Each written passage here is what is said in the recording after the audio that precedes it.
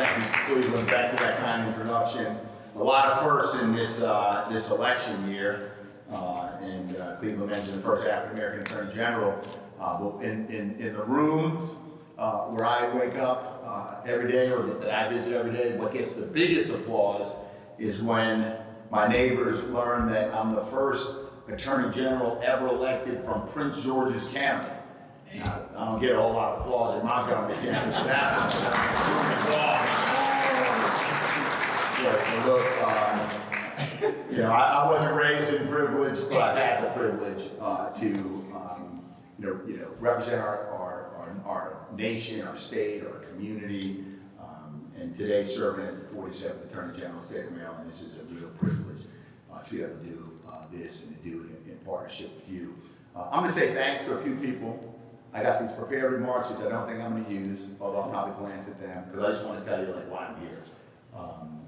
But let me start by a few formal thanks.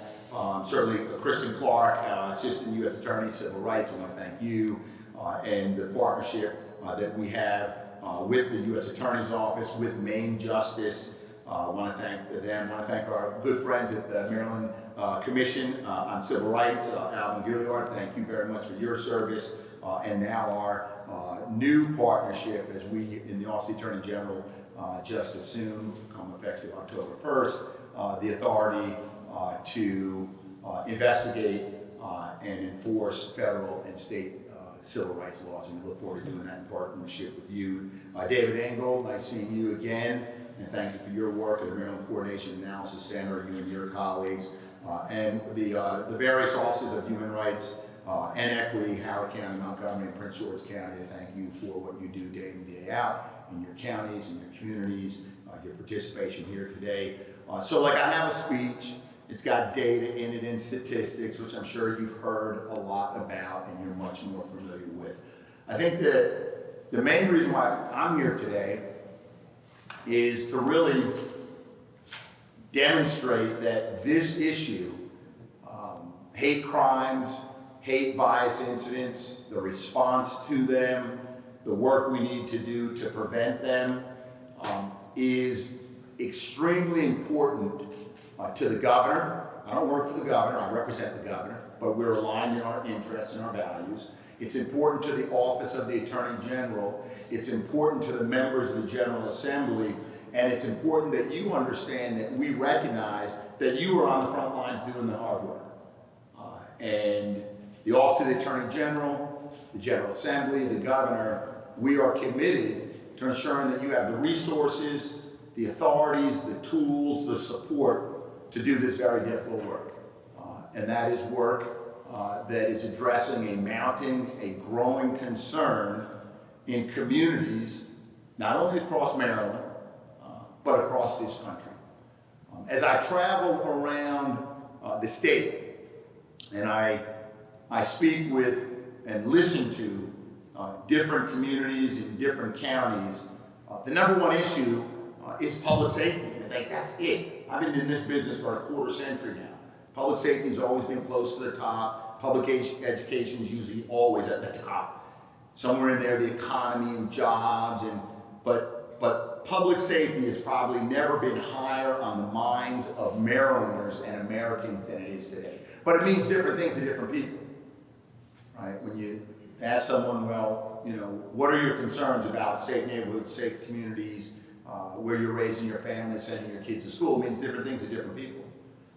For some, it's the safety in their homes and the threats and dangers that we define and talk about as domestic or intimate partner violence. And no family is immune from that. I know firsthand. My cousin Kathy was killed by her domestic abuser right here in Montgomery County several years ago. For some, it's gun trafficking, the presence of ghost guns and the proliferation of gun violence, the associated drug trafficking. For some, and especially when you talk to a lot of business owners, their big concern is organized retail crime and theft. And the violence that's associated with that. It's not just a financial crime, it's often there's violence associated with it. And then for others, it's hate crimes. It's the fear of what they may encounter at their synagogue, their church, their place of worship, or what their children experience in schools or right in their own neighborhoods. So public safety is a huge issue, and it's important that we're addressing every component of that. And why we're here today, and I thank you for being here today and tomorrow, is to see what we can do to share knowledge, have a robust conversation, a candid conversation about what we can and ought to be doing to address hate crimes.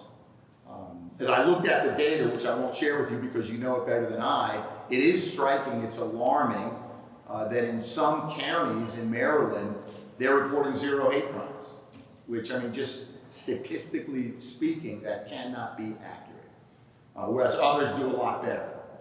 We know overall there's an underreporting for a variety of reasons. I think John outlined those in his remarks. So part of what we need to do is to make more rigorous, right, our reporting, but the other piece is training. And I'm glad to see the men and women in law enforcement who are here today. My understanding is today it's primarily the law enforcement community training on, what is protected First Amendment speech. What is a hate bias incident versus a hate crime? How do you properly report it, investigate it, document it, knowing that any successful prosecution really starts with that very first report that is prepared by law enforcement. So that's a big part of what we're doing. A big part of what we're doing. Each of us has a role to play. And I respect the men and women in law enforcement who are on the front lines. You are on the front of the front lines in this. And I think I'd be remiss if I didn't acknowledge that I appreciate that perhaps today, more than ever, in the history of our nation, it is tough to be in law enforcement. It is. The vast majority of men and women who raise their right hand to protect and serve are noble and honorable people. I know that not from firsthand experience, but an analogous experience. I didn't wear the uniform that I see many of you wearing today. I wore a different uniform. I was in the United States Army. Who? Anybody in the Army? Or were in the Army? Navy? Goodness, Air Force? Okay. So I wore that. I wore a uniform, a different uniform. And I know that in the uniform I wore, the vast majority of those who wore that uniform were noble people with good intentions, taking up a worthwhile mission. And that's no less true for men and women in law enforcement. You do an extraordinary job day in and day out. I think in every profession, this is true whether it's law enforcement, it's true for doctors, it's definitely true for lawyers, and I'm a lawyer, I can speak to that. It's true for educators as well. When you have folks who are not living by, whether it's the ethical code of conduct, the accepted professional responsibilities of the profession, it tends to cast a shadow across the entire profession. And that's true in many professions, and no less true in law enforcement. But I know better, we know better, that what you do, the work you do, it's important, it's difficult, and that you and your colleagues are in it for the right reason. Our goal is that you've got the training and the resources to do everything you can to do it well, and most importantly, to come home safely to your families at the end of every shift. So you're on the front lines here as we're taking on and investing more in our efforts to respond to and prevent and report and where necessary investigate and prosecute hate crimes and hate incidents in Maryland. Each of us has a role. And sadly, each of us seems to be reminded day in and day out about the important work that we do. Just this past June in Anne Arundel County, we saw an arrest in relation to hate crimes, vandalism, vandalizing a Black Lives Matter sign and pride signs at a Presbyterian church. We saw it recently in Jacksonville. I mean, day in and day out, we are reminded. We each have a role to play. What are we doing in the Office of the Attorney General? So we recently received a grant from the Department of Justice that we are putting to good use We had an Attorney General's task force on hate crimes response and prevention. We've now formalized that. And the legislature created the Maryland Commission on Hate Crimes Response and Prevention, and it's funded by a grant by the Department of Justice. It's fully staffed. I think you've already met her. I want to thank, and maybe if you wave, stand up, Jennifer Frederick, who is the Assistant Attorney General, working full-time on this commission. Part of what we do in partnership with the Maryland Commission on Civil Rights is we have these regional forums. This is the second of 4, and we'll have quarterly forums around the state, education, outreach, bringing the community together. We've developed a hate crimes web portal where we receive calls, and a lot of it is sort of traffic cop. I mean, we're directing people to the right resources. Maybe a community-based resource. It might be a state's attorney's office, and hopefully one day in the not-too-distant future, it'll stay right here in the Office of the Attorney General as we are beginning to expand our ability with our new authority, I think 2 years ago, 3 years ago, to prosecute hate crimes. We don't certainly want to usurp the good work of the local prosecutors, but there may be cases where, in coordination with local prosecutors and local law enforcement, we take on these cases. So we get a lot of these through our web portal.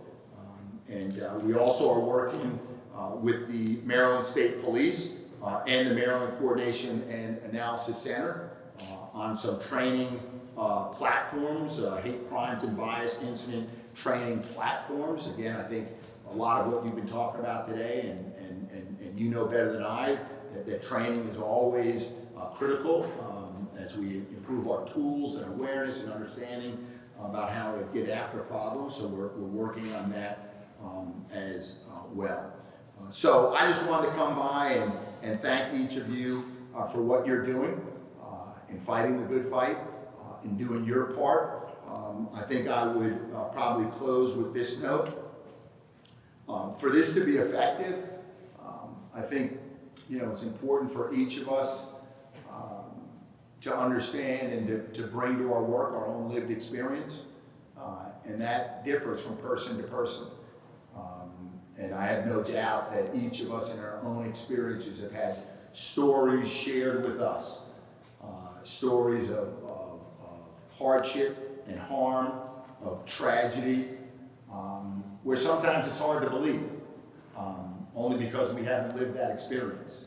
And when it comes to things like hate crimes and hate bias incidents, where, as John mentioned, experienced overwhelmingly by the Jewish community in this county, African Americans in most every other county in the state, those experiences are not shared by all.